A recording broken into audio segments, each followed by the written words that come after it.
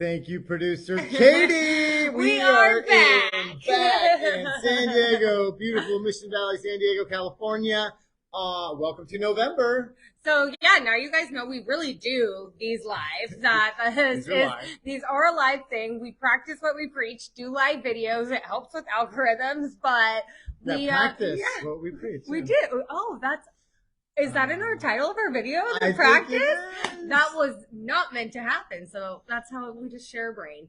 But yeah, so we are here. It's chilly out. Probably going to be 80 degrees in the afternoon. Who knows? It's fall. It's that part of San Diego year where it's like winter, fall, spring, summer, all on the same day. I've got layers on. I can shed them and then put them back on and then put more layers on because it was cold last night. Oh my gosh. But it's so nice and we're going into the holidays. A little bit of a freak out time for some of us. I had to call Ryan and give him my overwhelming of like, oh my gosh, it's already November, Thanksgiving. That means Christmas. That means New Year's. That means family trips. All these things all in one. So let you guys know we're humans and we all go through the overwhelming of the holidays. We therapize and we vocally process together. Lots of family stuff, tons of opportunity for gatherings, for celebrating clients, for getting together with loved ones. Awesome stuff ahead of us. But yeah, that escalated quickly. It's like we turned the corner at Halloween and then boom, New Year's right there. It's crazy. Christmas is already out in stores, Christmas music. I'm like, wait, isn't Christmas after Thanksgiving? Still we have Thanksgiving, right? And but right after Christmas, the Easter Bunny will be all over Ralph's and stuff. Let's just get into today. Let's do today. It's Friday. It's Friday in San Diego. Happy Friday. And today we are practicing what we preach, but we're talking about practice. So we've heard of practices. What kind of practices are out there in the athletic world or the mindfulness world? You think of every person that owns like a real hard thing that they do on a daily basis that they practice, like law. They don't have law. They're not law off. Well, they are law offices. It's a law practice. It's what they're doing. So, or like people that do yoga. It's a yoga practice. Like you never arrive at a perfect downward dog or something, right? And you're practicing, medicine. People practice medicine. They don't show up to a medicine company. And so today we were talking about how we have a title practice. Like we're always practicing, and it took me back to baseball in high school and college, and we went and what did we do? We took 100 ground balls, we took some batting practice, we practiced throwing and hitting your cutoff man, and for you in soccer, you guys probably practiced. Oh my gosh, I will never forget 6 a.m. Saturday morning, our coach had us down at La Jolla Shores doing basics, fundamentals of running, cardio, things like that, because no other teams were doing it on Saturday mornings when we were in off season and stuff. So, and we hear it all the time. Kobe Bryant, he was exactly where I was going. Yeah, why was he so great? Because he practiced every day the fundamentals. The Black Mamba, there was no other like it. He used to go at 3:30 in the morning to practice the fundamentals. By the way, literally lateral movement and passing. Footwork, So when he went back at 6:30 and all the other basketball players were heading in for their first practice, he knew that he already had one practice under his belt. And then it's usually like a morning and an afternoon workout for these NBA guys. And the Mamba just had to get in there and get one before. And granted, that was borderline obsession, probably full-blown obsession. Yeah. But, dude, it's hard to argue that he wasn't one of the greatest to ever play. It's like the 0.0001 of the 1%. Talk about finding the edge. My goodness. What an example. And how does that relate to title, sales, and real estate sales and selling, loans and all the things that kind of are in our universe here is, we have to show up and we have to practice. And we have to come to this industry, come to our performance in our jobs, and treat it like a practice. It's not about getting the right phone call, the right scripting, the perfect moment when you're so zen that you're going to bang out 25 calls. It's about just doing it. It's about, I never went to practice and wait till I felt so amazing to get in the batting cage. I just got in the batting cage and you worked it out. You went out and kicked a bunch of soccer balls at goals and ran a ton in soccer and worked it out, and that's the place to do that. Yeah. I don't think you ever really get to a point, especially in our business, especially in real estate, with how much it's always changing, You've been doing this 21 years. I've been in this 10 years. Every single day we hear something new. Like, absolutely, we are always in this changing business. Rates are back up, what's going on. So you have to be kind of one of the experts in your practice, which means showing up every day, knowing the knowledge of the market, being confident of what's going on, knowing your schedule, your routine, knowing the calls that you're going to make, and doing that a little bit every single day. That's what we mean by practice. Really get in there and treat it like a practice. We tell our clients all the time, I'd rather see you make 15 to 20 minutes of calls every day than show up once a week and do 4 hours of prospecting. Why is that? Because you get sharp in those call sessions. You are aware of what the market's doing. You're getting real-time feedback when you're having conversations with people of buyers that are on the fence. Which ones have the proper motivation to have them move forward through the scary obstacles of getting a loan right now? Anyway, like, you have real-time feedback because you're in the trenches doing the work. When you're less and less frequently jumping into those types of sessions, you're getting snapshots along the way, but they're intermittent. In this way, it's more like a video. You show up and do lead generation a little bit every day instead of a lot of it on like one day. And the reason for that is because we tell people all the time, if you bang the calls and you're interfacing with the customer and objections and questions out of left field, you get over time pretty good at that. You get really good at handling that. And how does that help you in person? Right, because then you get better in person and you've heard all those objections before. You know how to handle it. And some of the top people we work with, not even just like real estate teams, some of the top people in the world that own businesses, they do their practices every day. They're fundamentals, coaches. They make sure that they're getting their mind right, getting those things right. We hear some of the top teams in our industry. Guess what? Top agents, they're still role playing. They're still on the phone with other agents doing role playing calls. We listen to Tom Ferry all the time. Top agents from all over the United States. One of the things that they say the most is, I do the basics. I practice my role playing. I get on my phone calls and I do it every single day because you get warmed up, you get sharper, your mind starts to hear those objections and you're like, oh, I've heard that before. I got that. Yeah, and you hear of these prominent agents, whether they be in San Diego, and there are Tom Ferry agents that are very prominent, doing tons of numbers right here in La Jolla, all the way up to New York, where people are doing like 500 units with the team a year.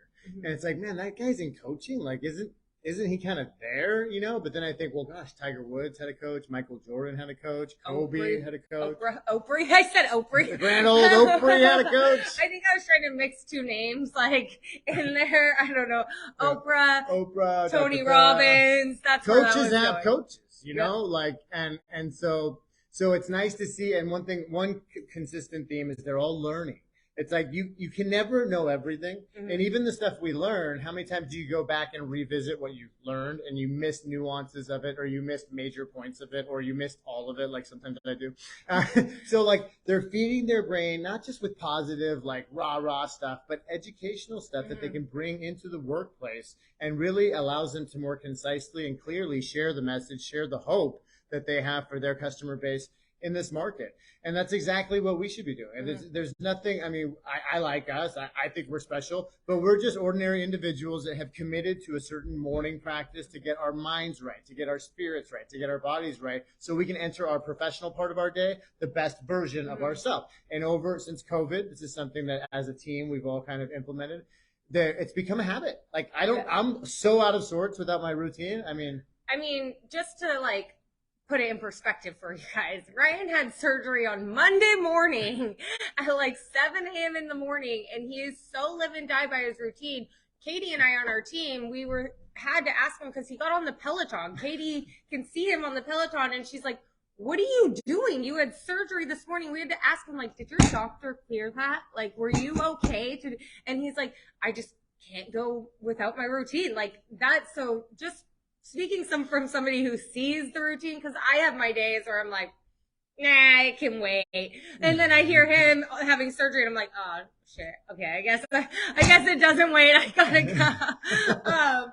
But no, and it's just having and where I was going with this is that it's something that we've done every single day, little by little, that it's who you are now, you know. It's kind of no longer what you do. Yeah, like, it's who you are. It's who you are. It's like, I do this. Like, we prospect. We have days like, if I don't make 10 calls a day and I go in our like CRM and I'm like, oh my God, like if there's like 4 calls in there, it's like, did we work? Like, what did we do? Like, what the hell did I do today? Yeah. And even though we were busy in meetings doing things, it's like, I still have to, by the end of the day, at least try to get my calls up, because it's like, it's ingrained in us. It's like, we push each other to do that. So have those little things where if you start now and just doing them little by little and you get your wins, it's going to be something that you just do every day. And it just happens. I mean, and in my defense, like, I'm a little insane in the membrane. Okay, I got some voices up here, and the Peloton helps me quiet the voices. Okay, so I would have just been even more batshit crazy if I didn't do that. But it's true. It's true. My routine is no longer something I do. It's who I am, and that's how we approach this business. We try to call, between 20 and 40 agents a day. We do this stuff. We do videos almost all 3, 4, 5 a week these days, and it's become a habit for us and habitual, and it's part of our practice. And so I just want to encourage you, in whatever the lead generation looks like for you, and maybe it's not a lot of phone work. We do business plans with people excluding the phone entirely, right? I mean, do you have to up your metrics on other face-to-face leveraged events and activities, door knocking, visits, customer consults, things like that? Yeah, you absolutely have to up your numbers on those if you're not going to do the phone. But it's possible to be wildly successful in sales and never make a cold call. Absolutely. So whatever it looks like for you, just do a little bit of it every day so that you can experience the win, because that win is what makes me come back the next time, right? Because rejection sucks, and fear of success and fear of failure and fear of rejection, all that is. Well, I mean, all that's part of it. Yeah, and the negative self-talk, what you have to do is just push through and treating it like a practice, like I'm showing up and I'm going to do this, and I might suck on the first 15 calls, but I'm going to get there, or the door knocking, or visiting lawyers, or whatever your outreach is, okay?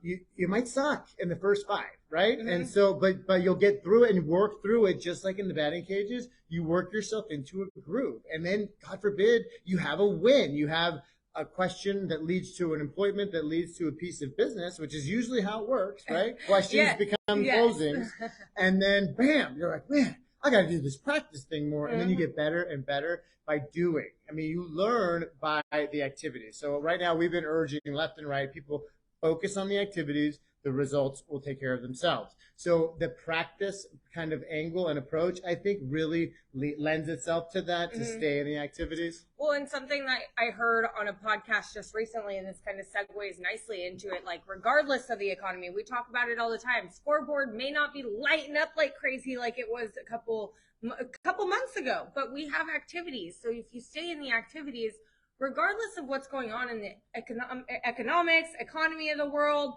we're going to have your business, you're going to have things going, but nothing is more important than your personal economy. Like, I heard this and I was like, oh my gosh, this like really struck. It's, what are you putting in your mind? What are you listening to? Who are you surrounding yourself with? Nothing is more important than that, because regardless of what's going on in the world, if your personal economy is going well, things are going to be okay. There's opportunities in everything. So thank you, Ed Milet, for sharing that one. But heard that and I was like, that is so true, because if we just stick to our activities, keep to doing things that we know work, that we've had work in the past, tried and true, the results will show up. The results will be there.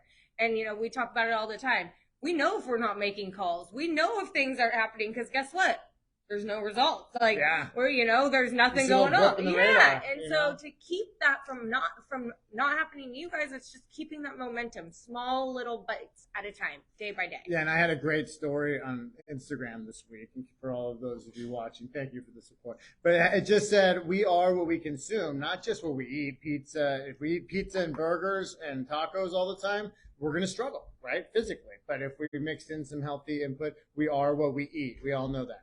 But the same thing with what we consume. Take the time to put, and it's not about being like, I want to walk on coals and F yeah moments and rah, rah, rah. It's not about that. Education is empowering.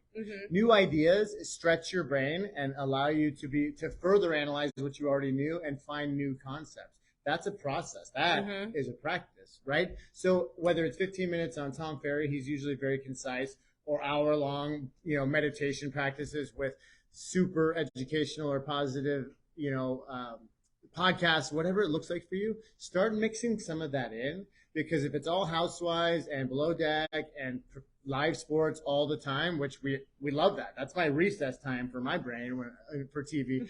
But mix in some good in there because we become here's what it comes down to is what we consume weaves itself into our internal narrative. And what's the most important narrative in any one person's our internal dialogue of what we say to ourselves. Okay, so if what I'm consuming weaves itself into what I say to myself, don't I want to have some positivity in there or something constructive or something educational, motivational, inspirational? Absolutely. So start mixing that in. Well, and then you have that, you attract others that want that too, because we can all look around, we can all turn on the news. I think I don't even want to talk about it. Like, saw a glimpse of a news thing yesterday, and I was like, huh? Like, is that happening? Not to be, like, ignorance on the fact of it, but, like, we don't watch the news because I saw that, and I was like, instantly my mind went into a whole spiral of, like, is the world ending? Do we need to build a bunker? Literally went into, like, is the world ending? And it's like, hey, we still woke up today. We're still in San Diego. I got some calls in today, met with a client here, had a great conversation. So, like, things are still good. Still good. You can call your mom and be like, how do we finance a bunker? Right. I'm like, well, my mom's they're up all the way in Idaho. So I'm like, I just need to figure out how to get to you guys. Yeah, because they got guns and land. How do I get up there? But side note, that's what side note. Now we want to talk about some title stuff. Oh, yeah. So anyway, practice. Look, approach it as a practice. Don't be afraid to fail because you got to get out there and swing through a couple or throw some ground balls in the dirt or miss a couple or just completely boot the ball. It's going to happen. You guys, it's not that serious. That's part of winning is all those failures, like Sam would say, is I have a stack of failures this big so I can have a stack of wins this big. It's so true. It's prerequisite to winning is failing. And after you can learn to love failure because you're getting closer to victory, that's what it's all about. And that comes in practice. Well, and I think of, like you said earlier, the baseball analogy, the soccer analogy. You practice those fundamentals. You practice the ground balls with weird bumps and practice so much. You practice getting an air ball, how to collect it in a certain way. You do that so much that when it happens in a game, when the ball hits the third base bag or the second base bag weird, you know how to react to it. You've seen that before. Yep. Same kind of thing. You know how to react to it. You've seen it before. So you're not going to be like the guy on the Padres, like when we were playing, where he missed the ball because it bounced weird. So, things like that. You want to be able to see that, be able to react to it quick. And that's what the practice is about. It's having those things that get one-off and being able to collect You've seen it so many times you can anticipate. I mean, exactly. That's just getting good at your craft and honing it in. So we do that. We feel the struggles, the fears, the anxieties, and the way we push through that is we get back to our job and our work and our practice, and we love it. And it really I get hope by doing, right? If I sit and wonder about what should I do and think about and all the bad, I can go into rabbit holes. Man. I don't know about you. Yeah. Like I just said, saw one thing on the news and was like, what? It went to instantly world ending. Yeah, man, that didn't take long. No. Well, today's news is So we drive fulfillment, hope, and just steadiness. We steady the bow with activities. So we want to encourage you to do the same. Hit us up if you need a regimen of things to do. If you need a tracker, we have like 3 different awesome tally sheets, trackers, online. We implement that in our business and our outreach. But as for the title curveballs, so what's some of the title curveballs we saw this week? It's like, this is a title training. What a great segue. Curveball, how to anticipate the curveball. We're on the sports one today. Oh my goodness. So recently, and we like to talk about real-time things that just happened, things that we can help bring to light so you guys have real examples. We had a recording happening, and it was a closing where there was 2 liens that were recorded on the property. However, these 2 liens that were recorded consecutively, 1 instrument number off on the document recording number, but it was the same lien, like so in the same loan, same. Well, it was a lien, so it wasn't even. It was some kind of lien that was done by the some attorney that was on there. Same monetary value, same thing. Same numbers inside the lien, same exact lien on the inside, just the instrument number. They double recorded it. So double recorded. So what does that mean? I mean, it shows it's still on your property, right? Yeah. Like it's showing up as 2. So that is crazy. So how we were able to resolve that, because I know that the deal's set up to close. So whatever it took to get rid of the 1, how were they able to duplicate it? So we were able to get a satisfaction. There was a release of lien for the 1. So we got that through the attorney. However, there was still the second one that we needed to get cleared up.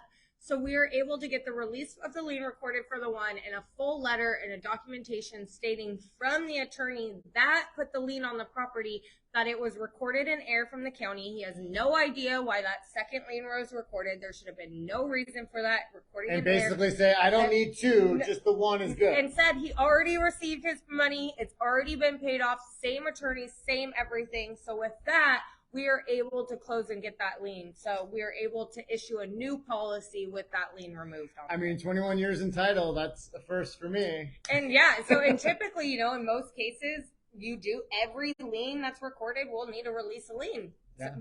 So but this one just needed two. We are a human business, and even though that scanning is electronic down at the county, sometimes things happen. So it was recorded twice in error, but that was something we were able to get removed off the property. We just needed a little more documentation and a separate letter from the attorney stating this was recorded in error. And you're going to have anomalies like that, and you're going to have irregularities based on the fact that it's a human business, and humans are prone to error. Therefore, you're going to have these little errors show up in recordings, in title chains, in escrow, interfacing and communicating with title to overcome these anomalies. There's humans involved all along the way. So that's where we come in and can really shine a big bright light on it, get granular, and find solutions to the problems that we find. And the problems are many, and the problems are new all the time. Well, and just for those like blockchain people out there, crypto people, that they say title is going to go to the blockchain and it won't be a human business, guess what? There's still going to be error. There's going to be new problems that we're going to have to figure out. There's still going to be humans that are going to be there. So it's always going to have somebody that you're going to need to be checking these things. Having a good team on your side, we were able to advocate and push to that, saying that, hey, we feel as the title company that we don't need any kind of release for this second one. We were able to push on our underwriters to make sure that that wasn't necessary. Yeah. So having a good team on your back for some of these one-off anomalies and these things that happen, like we mention all the time, you don't really need title until you need title. And then you need it right now. And then you need it. Well, and look, we wanted to close the deal. The customer that gave us the deal was pushing on us to get rid of this, which seemed like a silly little double closing. But just so you guys have an idea of how title works, we have to have the back of the not popular guy too. The guy that filed the lien that was owed the money. Mm-hmm. We have to have his back because he doesn't have a voice in the transaction. So that lien is his voice. Mm-hmm. And so that when title has to be very careful, consider all sides and represent all parties equally and say, no, we can't, even though we like you and we want to, appease the customers involved, we have to say, no, we need to absolutely demonstrate clearly without a shadow of a doubt that this has been satisfied. Mm-hmm. So that person that filed the lien, knowing that, he would collect his money at the time of transaction, was covered. And we did. And we stood up for that guy and we had his back, and every party got exactly what was coming to him. And that's exactly what title does. Whether it's the popular vote or not, we do what's right for all parties. So and that's kind of something good to know about title. Well, and that's what, we have to do. We're ensuring those buyers or borrowers free and clear title of what? Any judgments or liens or any sins of anything from those sellers. So it's our job. It's what we get title insurance to do. And most of these people, when they're purchasing and selling property, it's some of their biggest investments that they've had. Yeah. So we have to really make sure and do our due diligence to make sure that there is no clouds on title, there's no breaks in the chain, that all the liens, taxes, all that have been satisfied. Yeah, and then a much simpler one that's been coming up more and more to keep an eye out for when your customers ask you, feel free to email us or call us, DM us, whatever, carrier pigeons, smoke signals.